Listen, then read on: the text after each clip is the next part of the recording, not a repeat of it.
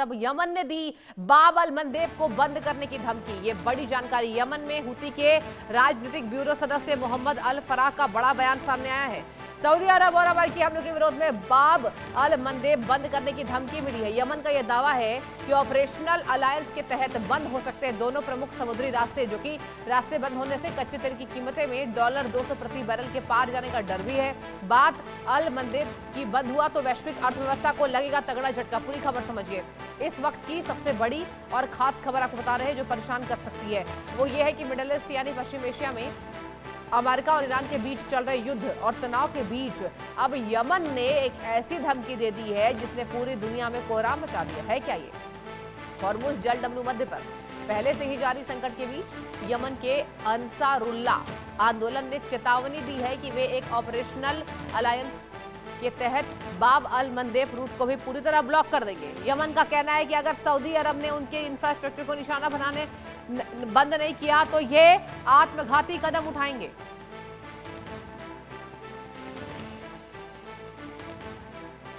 क्या है बाब अल मंदेब?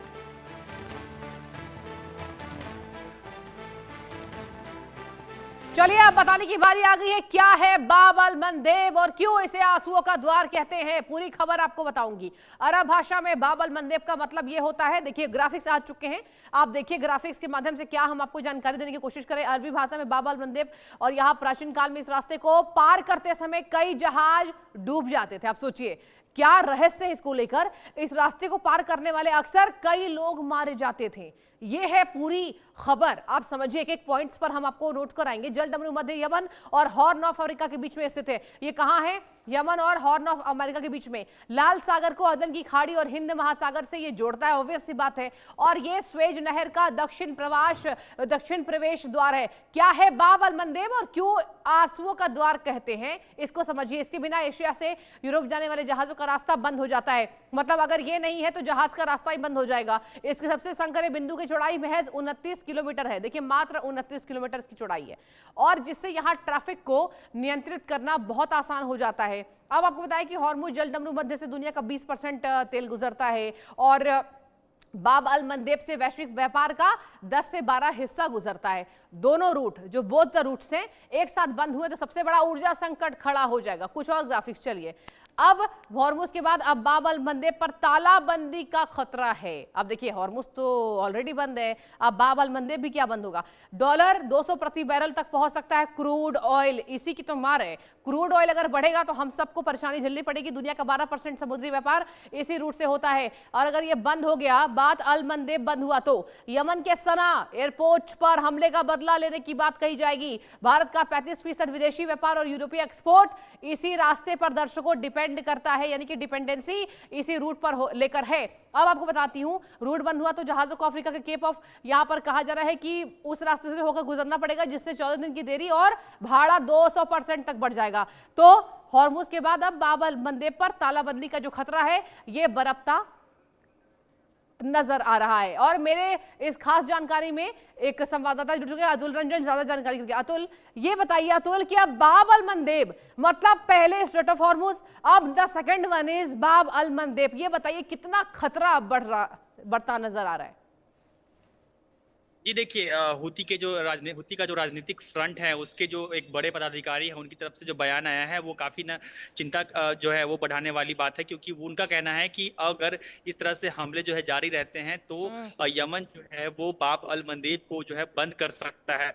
अब बाब अल मंदेब का जो प्रमुखता है और उसका जो महत्वपूर्ण जिसका योगदान है पूरे ग्लोबल ट्रेड में, उसका इस बात से समझा जा सकता है कि दुनिया का जो 12% समुद्री जो ट्रेड होता है वो इसी से गुजरता है, और तकरीबन 20% तेल का जो ट्रांसपोर्ट है वो बाब अल मंदेब से ही होकर गुजरता है। बाब अल मंदेब से ही होकर उसके बाद रेड सी हो, और उसके बाद जो सुएज कैनाल है जो उसके थ्रू जो है आगे की यूरोप और एशिया की तरफ जो है ये ट्रेड्स जो है वहां से होते हैं। अगर ये बंद कर दिया दिए जाएंगे, तो तब आप सोचिए कि स्ट्रेट ऑफ हॉर्मुज पहले से ही ऑलमोस्ट अच्छा। बंद हो चुका है। इसके बाद कहीं ना कहीं खतरा जो है लगातार बढ़ जाएगा, क्योंकि आपको फिर जो शिप्स हैं उनको केप ऑफ गुड होप यानी अफ्रीका के नीचे से केप ऑफ गुड होप जो है वो लंबा रूट लेकर जाना पड़ेगा, यानी कि जो जो ट्रांसपोर्टेशन का जो टाइमिंग है, जो ड्यूरेशन है वो बढ़ेगा ही बढ़ेगा। साथ ही साथ जाहिर सी बात है, क्योंकि डिस्टेंस बढ़ेगा तो उसकी जो कीमतें हैं वो भी बढ़ जाएंगी, यानी कि जो एंड टू एंड जो प्राइसिंग जो है, जो प्रोडक्ट है जो आपको मिलेंगे, जो तेल आपको मिलेगा, उसके दाम जो है कहीं ना कहीं बढ़ जाएंगे। तो उसको लेकर जो है बहुत चिंता इस वक्त जो है बढ़ गई है, क्योंकि उम्मीद की जा रही है, कई एक्सपर्ट्स ये भी दावा कर रहे हैं कि तेल के जो दाम है वो तकरीबन 150 से $200 प्रति बैरल तक पहुंच जाएंगे, जो कि ऐतिहासिक रूप से सबसे हाईएस्ट पॉइंट पे होगा, क्योंकि इतना कभी हुआ नहीं है। तो जाहिर सी बात है, और जिस तरह का जो जो बाब अल मंदेब का जो जियोग्राफी है, क्योंकि ये एक नैरोएस्ट पॉइंट पे तकरीबन मात्र 29 किलोमीटर ही इसका विड्थ है, यानी कि इसको कंट्रोल करना जो है बहुत आसान है हूती रिबेल्स के लिए। तो कहीं ना कहीं काफी चिंताजनक ये बयान जो आया है। बिल्कुल अतुल। और देखिए, ये अगर हम अच्छे से एनालिसिस को कर पाए, आप देखिए ना, एक के बाद एक अब टेंशन की बातें सामने आ रही है। पहले हॉर्मुज जल डमरू मध्य का बंद होना, नाकाबंदी, और देखिए भारतीय नाविक की भी मौत हो गई है ईरानी अटैक में, वो तो टेंशन दूर की बात है। और अब बाब अल मंदेब, अगर बात ऐसे ही चली अतुल, कितनी ज्यादा परेशानी बढ़ जाएगी आप सोचिए। बिल्कुल काफी परेशानी बढ़ जाएगी, और देखिए कि पहले से स्ट्रेट ऑफ हॉर्मुज बंद है, तो जाहिर सी बात है वो एक हाँ। काफी अहम जो है पॉइंट था, जो एक चोक पॉइंट बना दिया जिसे ईरान ने।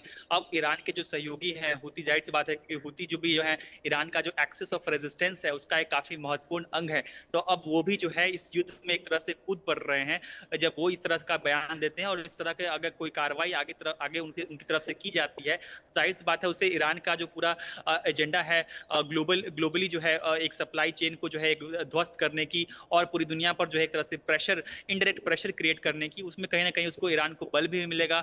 और लेकिन इससे दुनिया की जो चिंताएं हैं वो कहीं ना कहीं बढ़ जाएंगी, क्योंकि आप देखिए अतुल, एक कि और जानकारी मैं चाहूंगी कि आप मेरे दर्शकों को बताइए। अतुल, ये भी बताइए कि अगर स्ट्रेट ऑफ हॉर्मुज में सब कुछ नॉर्मलाइज चीजें हो जाती है, तो क्या इससे फर्क पड़ेगा बाब अल मंदेब से, ये बताइए।